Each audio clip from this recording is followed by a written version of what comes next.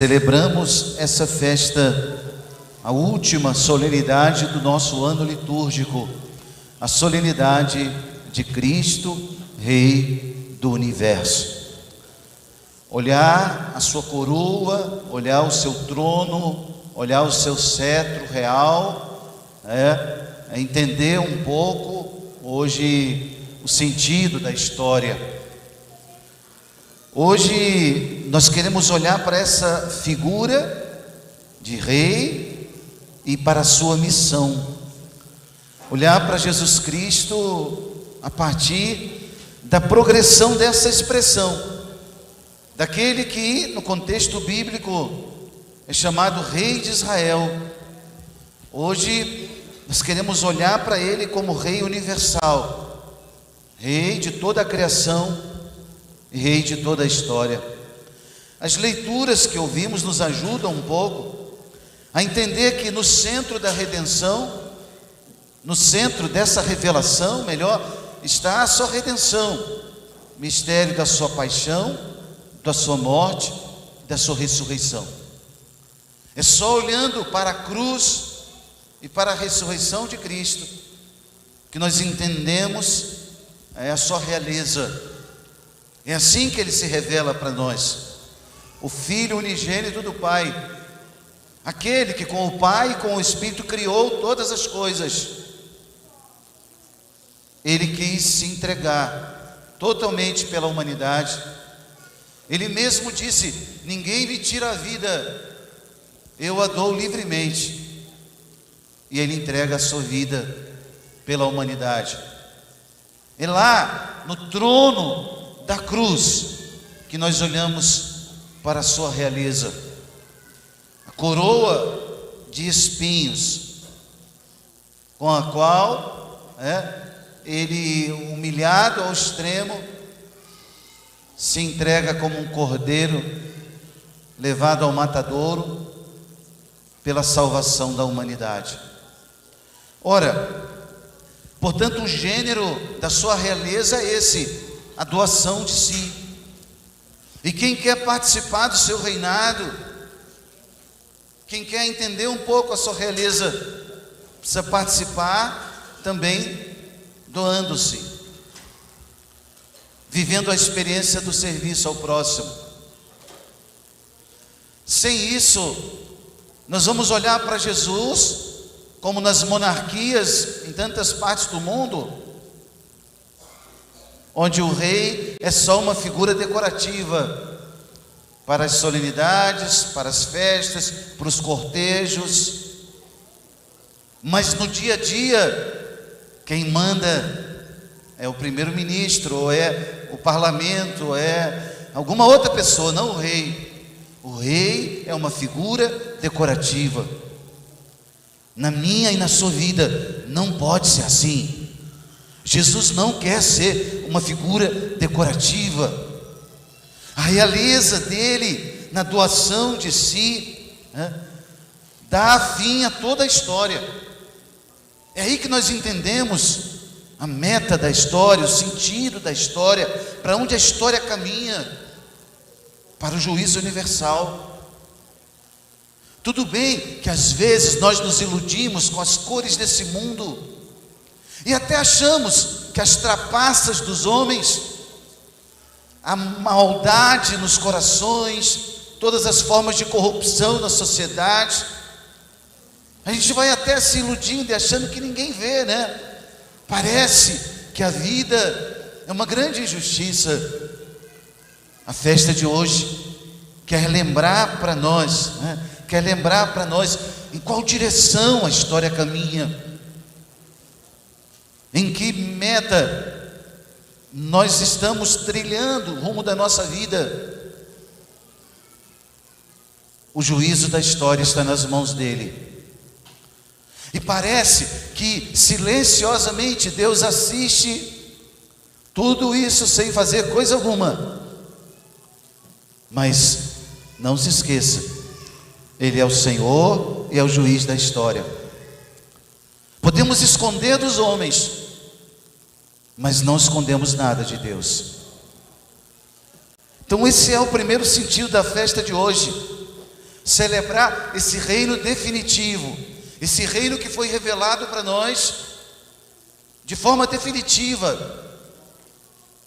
Não é o reino do poder, não é o reino da fama, do sucesso, nem é o reino do dinheiro, do ouro, dos metais desse mundo, mais preciosos que sejam. É o reino do perdão, é o reino da paz, é o reino da justiça, é o reino do amor. Esses são os valores da realeza de Deus. E aí, meus irmãos, nós olhamos hoje Jesus diante de Pilatos aqui no Evangelho, né, explicando que reino é esse. O contexto é humilhante. Ele está sendo acusado. Pilatos pergunta para ele: que fizeste? Que fizeste? E aí, Pilatos vai como que se eximindo da sua responsabilidade. Depois ele vai lavar as mãos, nós sabemos, mas ele já antecipa dizendo: por acaso eu sou judeu? O teu povo, os teus sumos sacerdotes te entregaram a mim. Nesse contexto humilhante, em que Jesus é apresentado diante de Pilatos, nós vemos a diferença entre o poder humano e o poder divino. A pergunta de Pilatos é irônica, debochada. A pergunta de Pilatos é: por acaso tu és rei? Então tu és rei. Como que a zombar daquele que chegava ali aos trapos, depois de todo aquele percurso que ele havia feito, sangrando, com a coroa de espinhos na sua cabeça, tudo aquilo que ele vai enfrentar até a morte no Calvário, faz parte desse processo, desse deboche, dessa ironia. O mundo tem feito isso repetidas vezes, a sociedade tem repetido isso, ironizado a realeza de Deus, debochado do Cristo. Nós temos visto aí, em tantas instâncias ditas cultas, intelectuais, nós temos visto Jesus zombado, escarnecido, de tantas formas.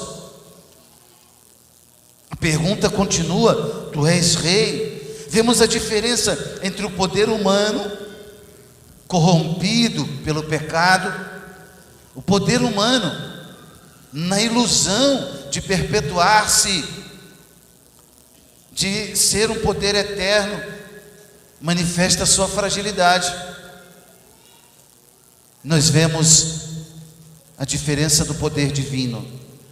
Jesus tem todo o poder nas suas mãos, e ele mesmo diz isso a Pilatos: tu não terias poder algum se não te fosse dado. Tu não terias poder algum. Jesus silenciosamente continua o percurso, e ali, meus irmãos, ele apresenta a realeza dele, a natureza dessa realeza. Não o poder terreno, mas um amor que serve. Qual reino nós temos buscado? Quando eu e você rezamos o Pai Nosso, nós dizemos isso: venha a nós o vosso reino. Mas que reino é esse? Na cabeça dos judeus, no tempo de Jesus, ou até anteriores a Jesus, por 1000 anos, aquela mentalidade messiânica era essa mentalidade política, econômica, bélica, mentalidade de domínio. Quando Jesus multiplica os pães para aquelas multidões, uma febre messiânica podia se formar. Jesus não tinha pretensões políticas, tanto é que ele se recolhe e vai para a montanha rezar a sós. Mas a multidão não entende, se decepciona, porque eles queriam um Messias que enfrentasse os romanos, que desse a eles o poder novamente. Mentalidade de uma realeza meramente mundana, repito, de domínio, de poder, de riqueza. Hoje essa festa, a última do ano litúrgico, mostra para nós a natureza desse reino, que é totalmente diferente. Não um poder terreno, mas um reino de amor, de serviço. Eu não sei o que passa aí dentro do seu coração agora, mas eu te sugiro uma pergunta: que reino você tem servido? Que reino você tem buscado? Que reino eu tenho servido? Faça-se essa pergunta. Jesus Cristo tem essa realeza de fato na minha vida? Ou decepcionado como aquela multidão, eu quero ir embora, não quero mais seguir esse rei? Os discípulos também, tão íntimos a Jesus, frequentando a casa com Jesus, comendo com Jesus. A cabeça, por exemplo, de Pedro era o domínio pela violência, pela força. O texto do Evangelho diz que Pedro tira a espada da bainha, lá no Getsemane, e corta a orelha daquele soldado romano. Nós vamos enfrentar, nós vamos guerrear, nós vamos vencer pela força. E Jesus falou: ei Pedro, guarda a tua espada na bainha, o meu reino não é desse mundo. Quais armas você tem usado? Se pergunte hoje, nessa conquista, nessa luta desenfreada, de sucesso, de poder. Será que aquilo que deveria ser uma coisa boa, uma ambição, um progresso, um caminho, será que não está dominando a nossa vida, a ponto da gente esquecer do outro? Ou caminhar nesse mundo para falar uma palavra do Papa Francisco, sem olhar os invisíveis da sociedade, nem me importo com eles, não estou nem aí, Ou talvez até tenha um pouco de pena, mas não tenho tempo para eles. Será que os valores desse reino cabem ainda na minha vida? Ou eu tenho usado outras armas e buscado outro caminho? Meu irmão, minha irmã, o povo não entende, os discípulos também não, Que tipo de Jesus, que tipo de rei Jesus é? Ele veio revelar para nós a realeza de Deus, às vezes na palavra, outras vezes no silêncio. No silêncio. E aí nós vamos entendendo a profecia de Daniel hoje. O profeta Daniel lembrava para nós a visão que ele tinha do Filho do Homem. Foram-lhe dados poder, glória, realeza, todos os povos, nações e línguas o serviam, e seu poder é um poder eterno, que não lhe será tirado, e o seu reino, um reino que não se dissolverá. Aqui a gente pode entender que nenhum rei desse mundo, por mais poderoso que fosse, que seja, se adequa a essa profecia. No tempo da monarquia em Israel, Saul pensava que fosse ele, Davi, Salomão. Ao longo dos outros impérios que surgiram na história da humanidade, muitos se acharam tão poderosos assim, mas os impérios ruíram, eles morreram, acabou. E deixa eu dizer, abra um parênteses aqui, todos os impérios da história da humanidade ruíram, decaíram, quando decaíram a sua moral, a sua ética, a sua forma de ser humano, o ethos mais baixo do que aquilo que Deus esperava. Todos esses impérios ruíram. O único império que permanece de pé foi esse, fundado por Jesus Cristo, chamado Igreja. 2000 anos de história. O único império que permanece de pé é esse império do reino de Deus, instaurado por Cristo. E mesmo as maiores crises que a igreja vive ao longo da história, as crises foram suscitadas pela queda moral dos seus filhos, de nós, filhos da igreja. Quando a nossa moral cai, manchamos a igreja. Fecha parênteses. Esse reino não se adequa a nenhum outro reino terreno, a não ser esse instaurado por Cristo. E a promessa de Jesus para esse reino, da profecia de Daniel, era que as portas do inferno não prevalecerão contra ela, contra a igreja. O demônio vai tentar, claro, de todas as formas, e vai buscando roubar filhos da igreja, mas as portas do inferno não prevalecerão contra ela. Por isso, não se escandalize se seu irmão da direita ou da esquerda cair. A igreja é Cristo. As portas do inferno não prevalecerão contra ela. Não se escandalize se o irmão de trás ou esse aqui da frente cair. As portas do inferno não prevalecerão contra ela. Essa é a promessa de Jesus para o seu reino, para a sua igreja. E aí o profeta Daniel lembra para nós isso. Esse reino é um reino eterno que não se dissolverá. Depois da segunda leitura, o livro do profeta o livro da profecia do Apocalipse, o livro de São João lembra para nós a nossa participação nessa realeza. Não é um teatro. Não estamos assistindo como espectadores. Opa, gostei daquela cena, a música, a estética, não sei o quê. Não, ei, não se distraia.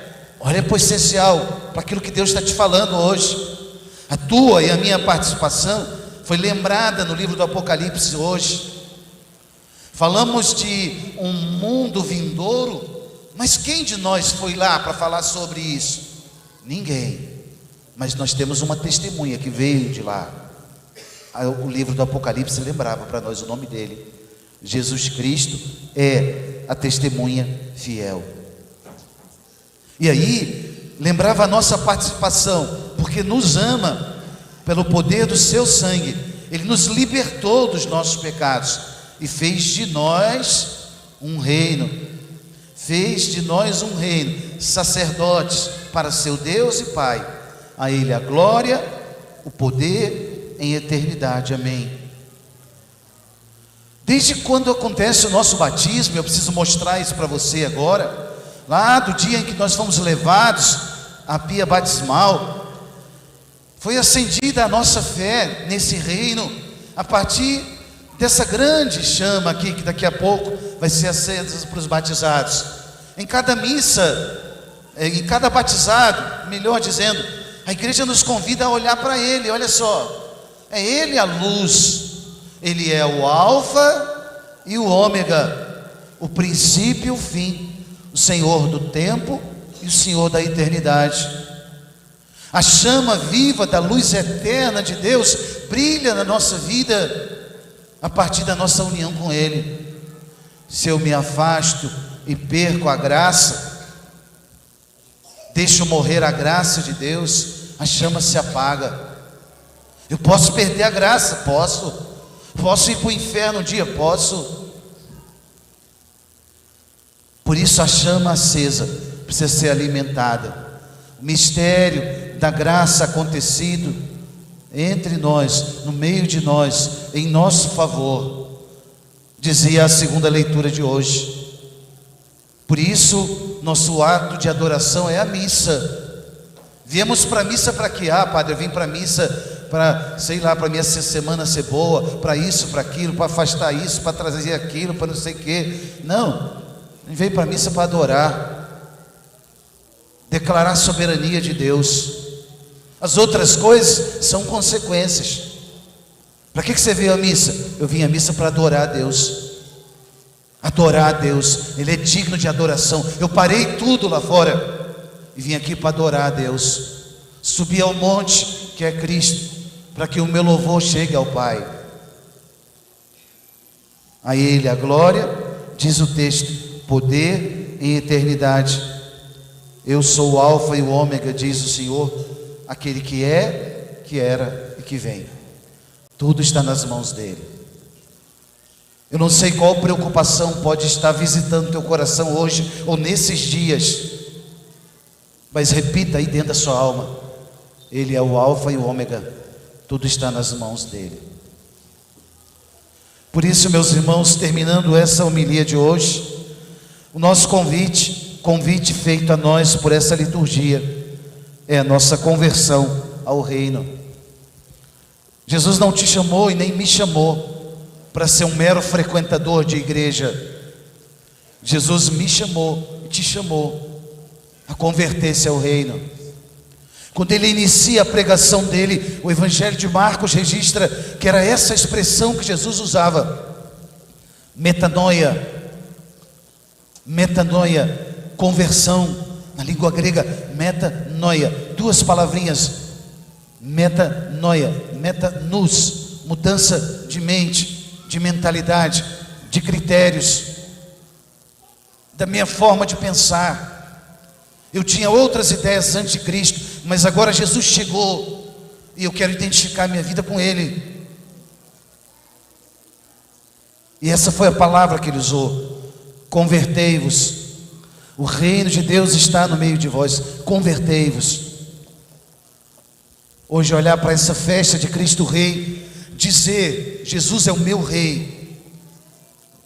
Cada um de nós pode fazê-lo, mas aí dentro da alma tem que ser tomada uma decisão.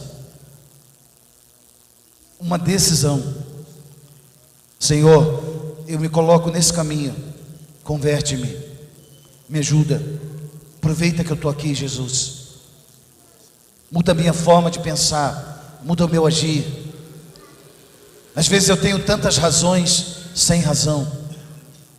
Eu quero que o teu querer, a tua vontade prevaleça. Toma o teu cetro, Jesus. Vem dirigir a minha vida e a minha história. Tantas vezes desgovernada, meus afetos, meus sentimentos, minha forma de pensar, meu agir. Toma o teu cetro, governa a minha vida, eu entrego nas tuas mãos. Por isso, irmãos, esse é o convite. Convite à conversão. Cada um de nós pensar nisso hoje e colocar-se nesse caminho. Não trilhar mais um caminho iludido pela ilusão do mundo, mas pela certeza desse Deus fiel, Criador do céu e da terra, que tem nas suas mãos o juízo da história. Por isso, pelas mãos de Maria Santíssima, peçamos essa graça no dia de hoje, assumindo a realeza dele sobre a nossa vida. Em nome do Pai, do Filho e do Espírito Santo. Creio em Deus Pai Todo-Poderoso,